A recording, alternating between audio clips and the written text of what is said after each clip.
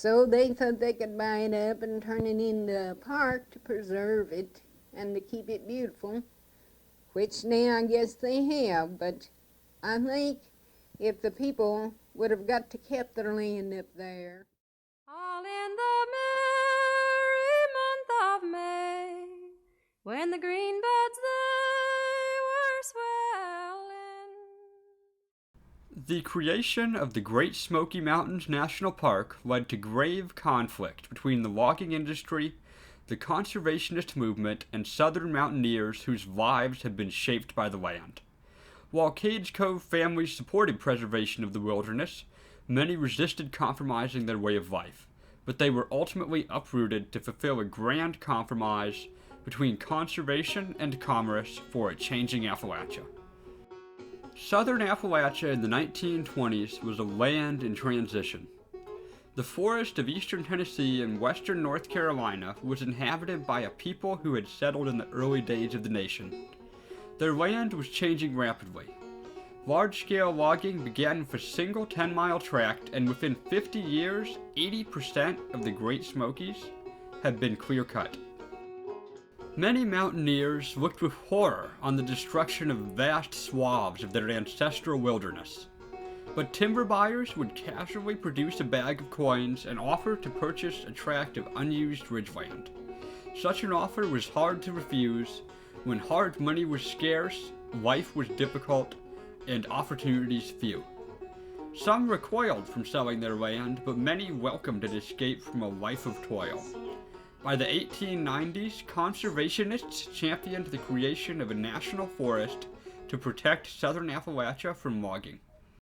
It is good and right that in all of this we should conserve these mountain heights of the old frontier, for the benefit of the American people. Conservationists saw their work as a benefit to the mountain people. The Park Commission was able to pay them a better price than if land were being sold for farming purposes.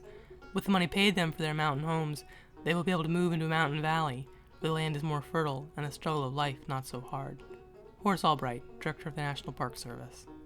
By the 1920s, many conservationists, like Knoxville's Ann Davis and David C. Chapman, advocated for a national park. Businessmen in the nearby city of Knoxville saw the opportunity for tourism. The 20s featured a national fascination with Appalachian culture, the revival of handicrafts like baskets and quilts, WPA recordings of folk music, and the FSA's photographs of mountain poverty. Businessmen sought compromise with conservationists. The new park would be a wilderness preserve and a tourist center. The coalition's push for a southern Appalachian park succeeded.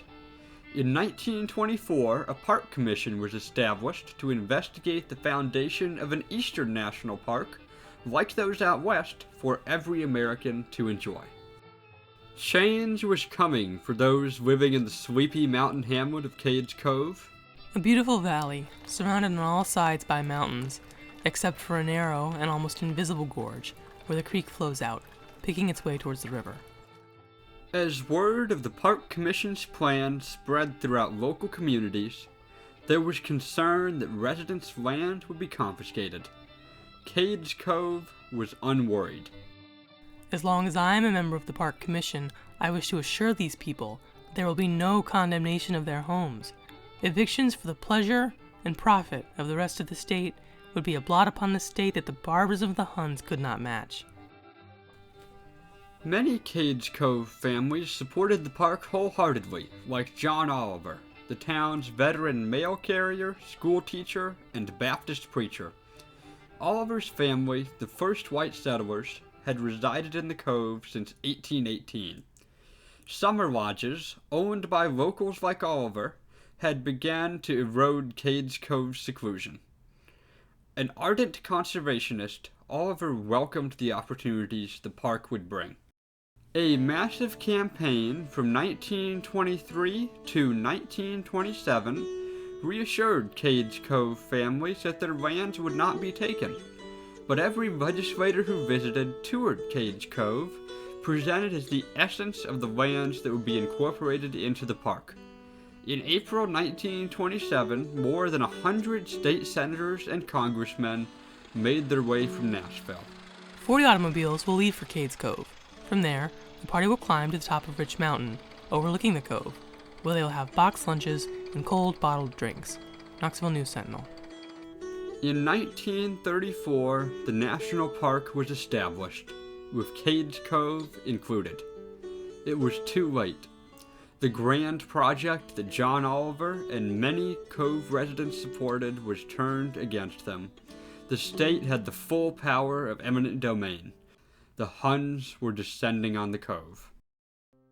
The Park Commission was ultimately unable to reach a compromise with the mountaineers.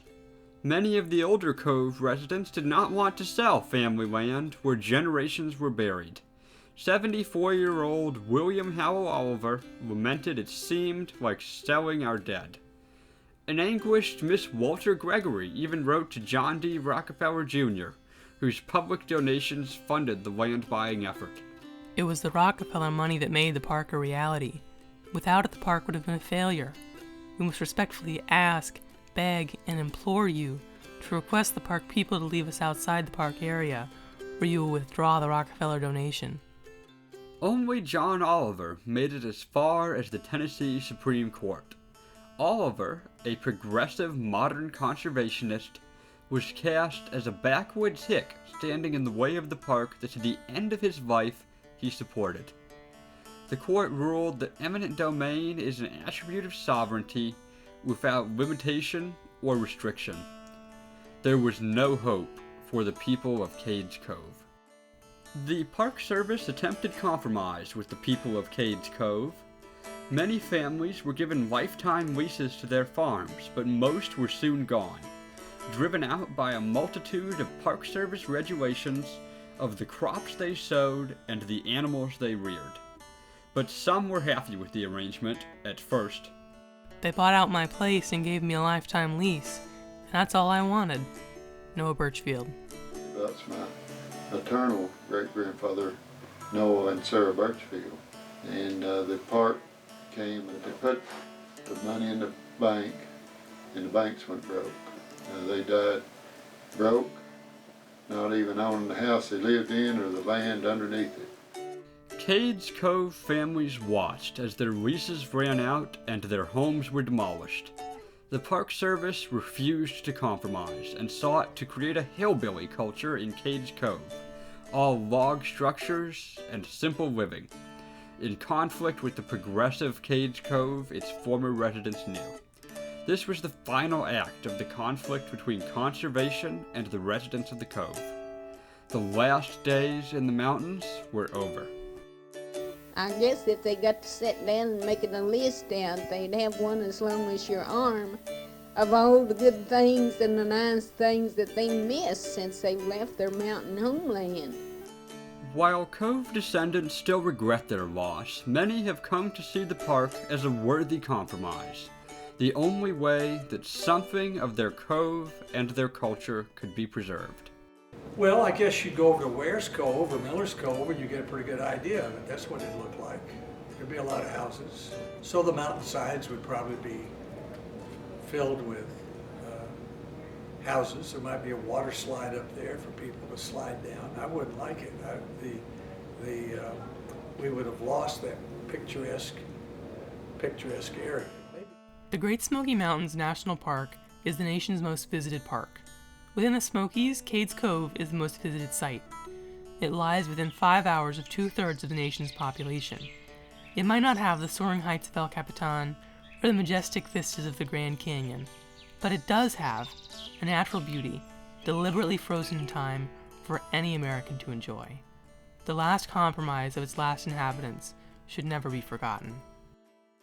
We mountain people are the product of our history and the beliefs and outlook of our foreparents. We sought freedom from entanglements and cherished solitude. All of this was both our strength and our undoing.